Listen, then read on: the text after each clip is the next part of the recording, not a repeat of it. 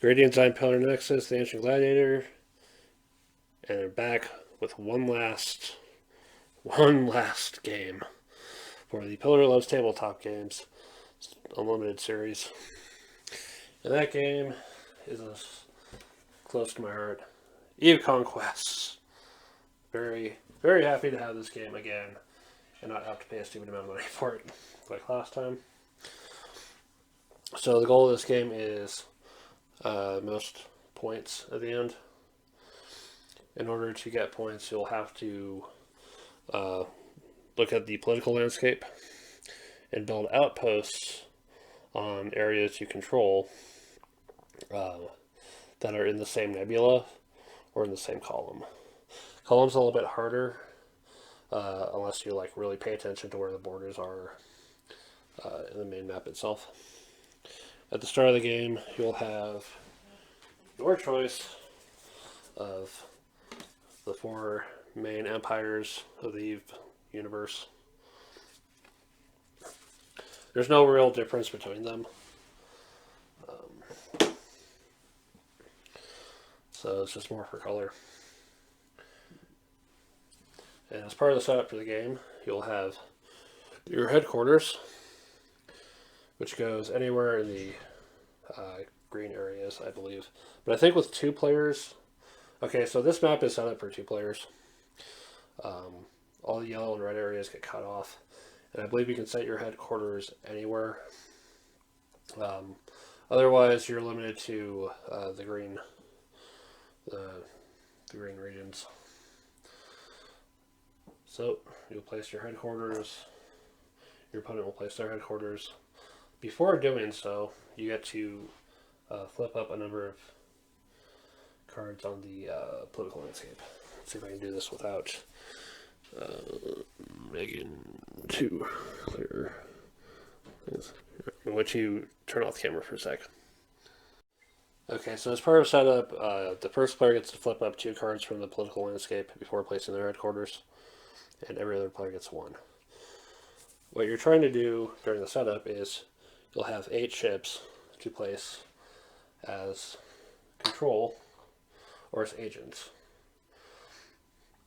You want to try to get your ships onto the regions you can immediately score where possible. And in order to make it possible to score a region, you need to be able to have outposts on it. So I'm going to try to set up the Bleak Lands and Tashmir Khan for outposts. To have an outpost on a region, you have to control or have an agent on every adjacent region.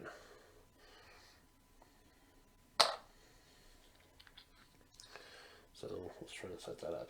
Let's take Avatar before they do. And yeah.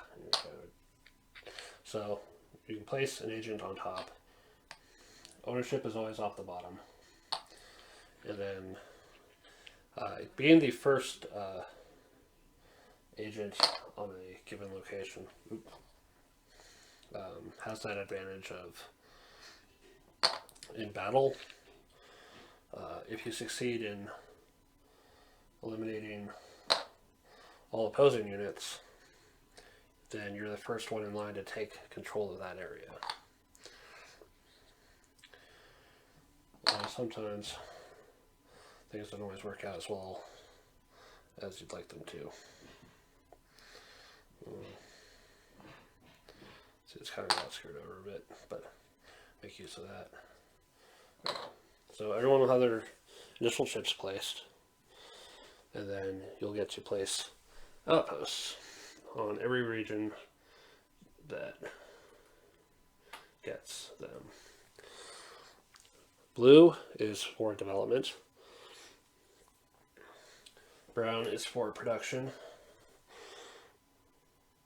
And orange is for logistics. So let's say, so here would get 1 for sure. Here would get 1 as well. So I've got red B, with Minotaur. And over here, we've got the Bleak Lands, for sure.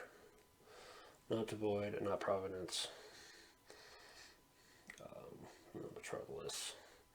Tashmurkhan, just barely. Alright.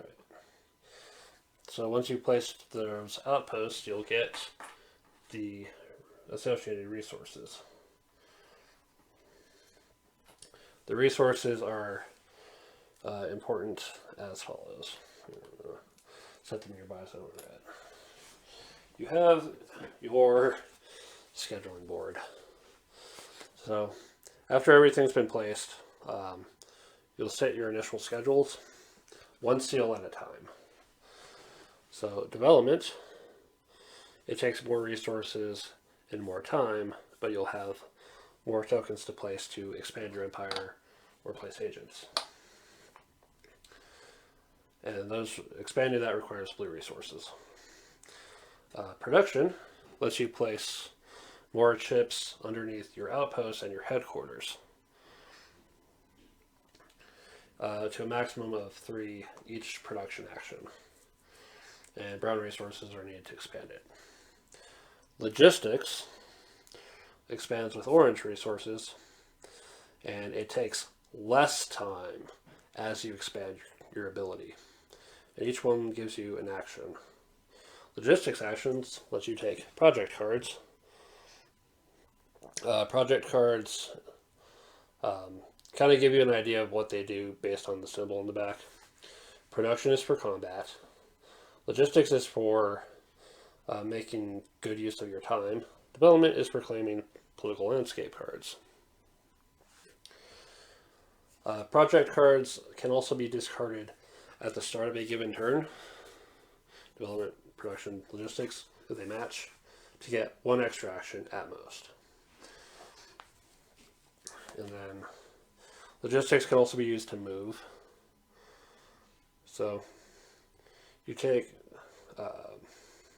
a single region where you have units and then move them to other locations that are linked. The regions are linked if you control both of them and you have a single chain of regions that you own or have an agent in. So the Bleak Lands and Tashmurkhan are linked. That's what's going to be needed on the development turn for claiming the landscape cards. Then there's also attack. The caveat with the attack is you cannot attack from somewhere if you move stuff to it that turn.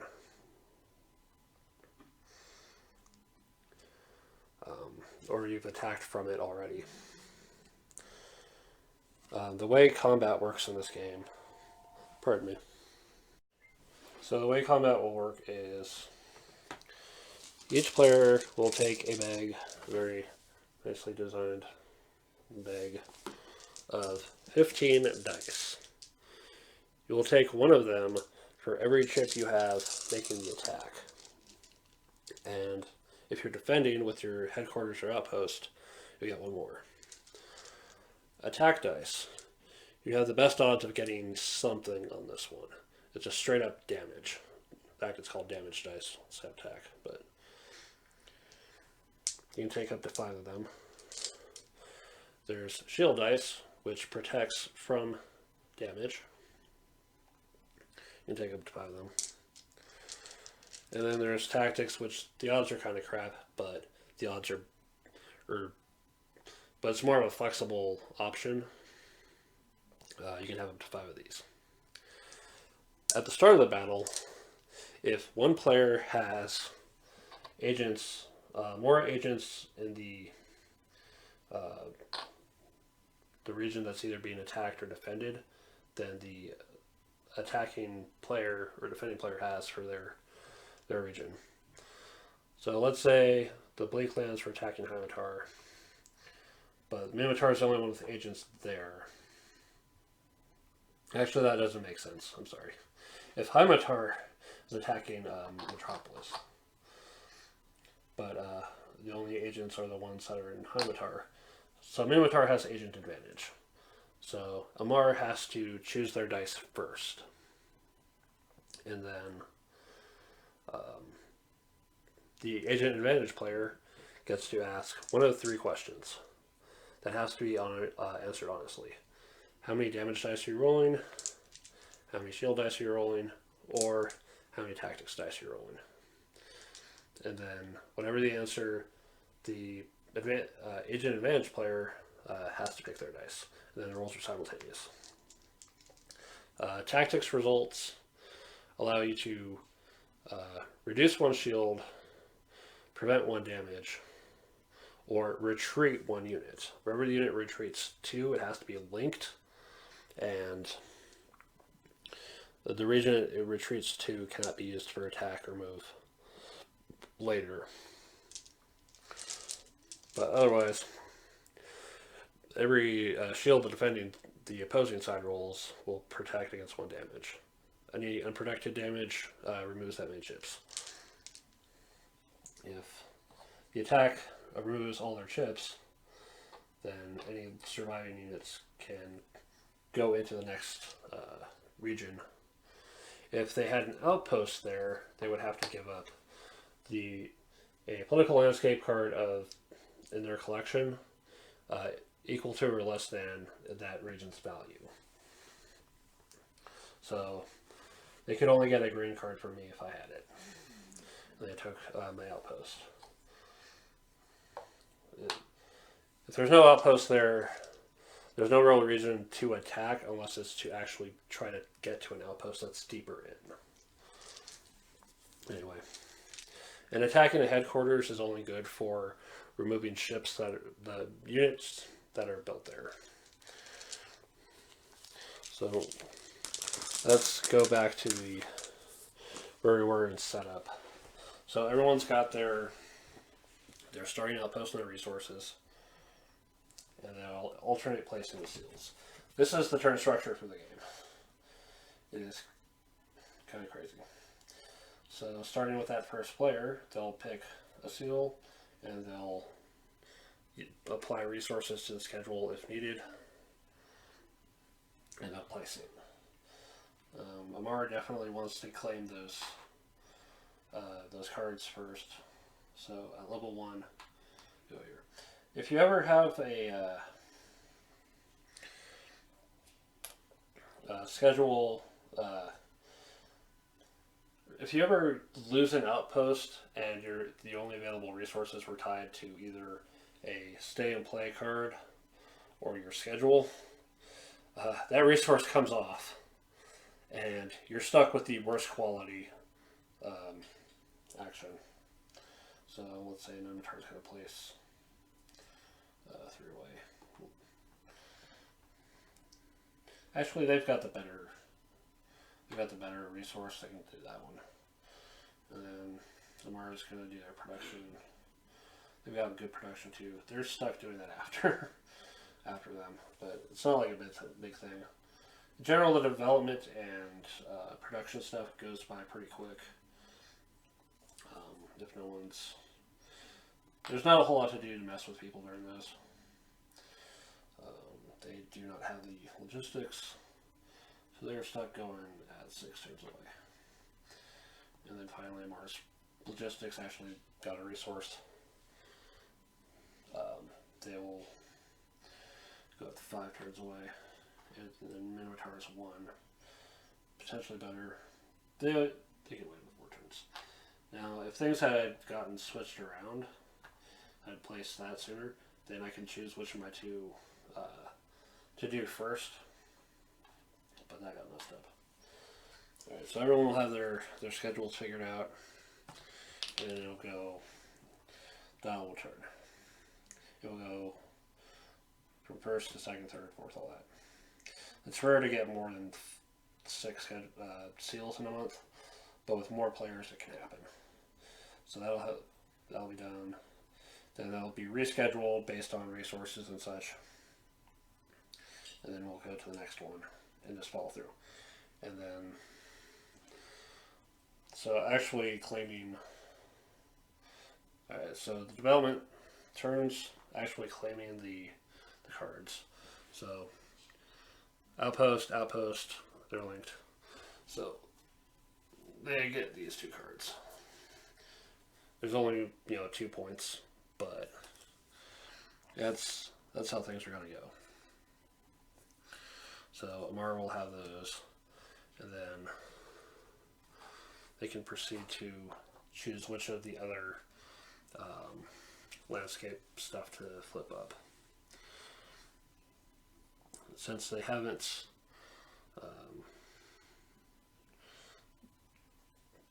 let's see here.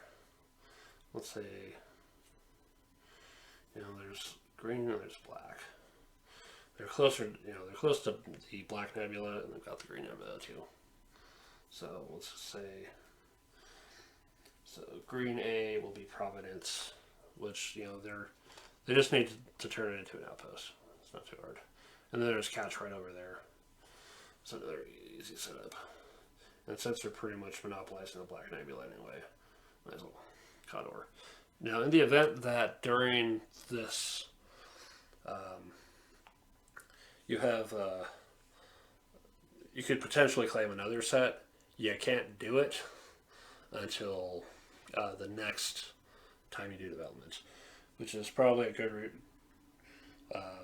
The wise thing to do is to then do the development of the 2 turns, but only one chip, and just knock it out that much sooner.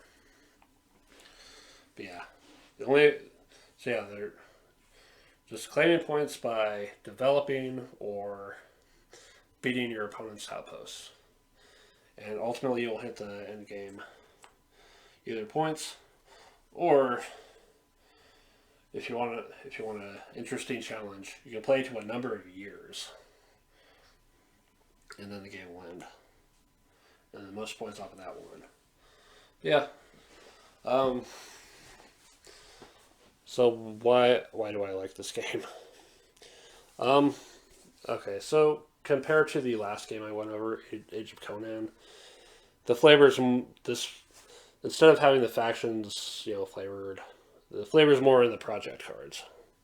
Let me show some off. Like, there's Garista's Complex, for example, or outsourcing. Maybe it's not as interesting that way, but it still manages to be an interesting game of having to schedule your time appropriately, and then this power struggle out here and over here is interesting too. It's hard to stretch out the game for too long, because eventually someone's going to hit this stuff.